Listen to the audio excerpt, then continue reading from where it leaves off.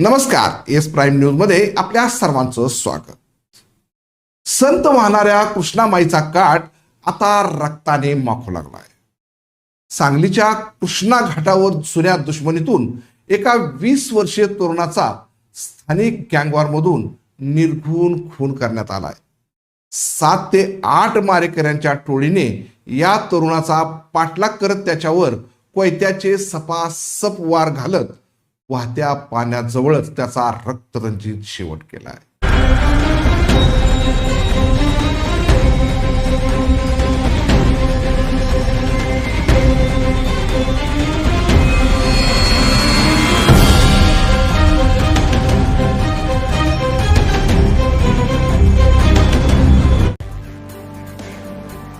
औद्योगिक क्रांती झाली आणि सांगलीची प्रगती झाली हे ऐकायला खूप बरं वाटतं, पण या प्रगतीमागे धावत आली आहे तिथली गुन्हेगारी.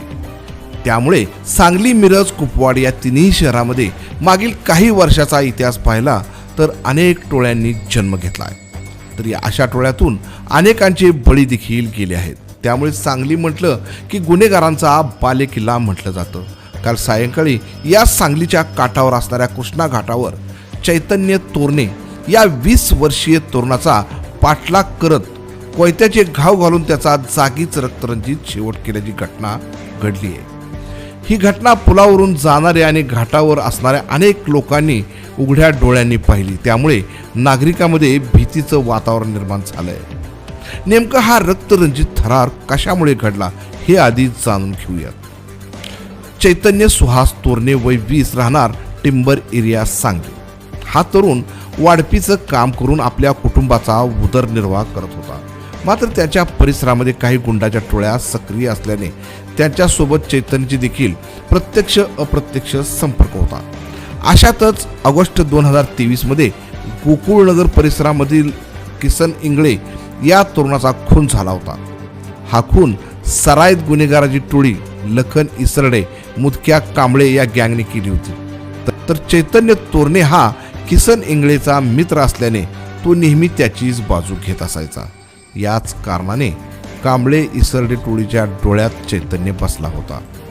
काल सायंकाळी चैतन्य हा आपले काम आटपून कृष्णा घाटावर एकटाच गेला होता आणि त्याच्या मागावर ही टोळी आधीच सक्रिय झालेली होती. याची पुसटशी देखील कल्पना चैतन्यला आली नव्हती. काही वेळातच एक गुंडाची टोळी हातामध्ये कोयते, चाकू घेऊन आपल्या दिशेने येत असल्याचे त्याच्या लक्षात आले. मात्र वेळ निघून गेली होती. तर काळ समोर उभारला होता. तो जीव वाचवण्यासाठी नदी किनाऱ्यावरून पळू लागला, पण मारेकऱ्यांनी त्याचा जोरात पाठलाग सुरू केला. अखेर त्याला कृष्णेच्या वाहणाऱ्या पाण्यानजीकच त्या टोळक्याने गाठले आणि त्याच्यावर एका मागे एक असे कोयत्याचे आणि चाकूचे वार केले. वार वर्मी लागल्याने त्याच्या अंगातून मोठ्या प्रमाणात रक्तस्राव झाला आणि त्याचा जागीच मृत्यू झाला. ही घटना सुरू असताना समोर असणाऱ्या आयुर्विन पुलावरून बीट मार्शल कर्मचारी जात होता. त्याने ही खुनाची घटना पाहताच लगेच पोलिसांना संपर्क करून माहिती दिली. काही वेळातच पोलीस देखील दाखल झाले, पण वेळ निघून गेली होती. तर काळाने आपला डाव साधला होता. या घटनेनंतर सर्व आरोपी फरार झाले. या घटनेनंतर सांगली टिंबर एरियामध्ये मोठा तणाव निर्माण झाला आणि काल रात्री या घटनेतील संशयित आरोपी असणाऱ्या एका गुन्हेगाराच्या घरावर मोठी दगडफेक देखील झाली.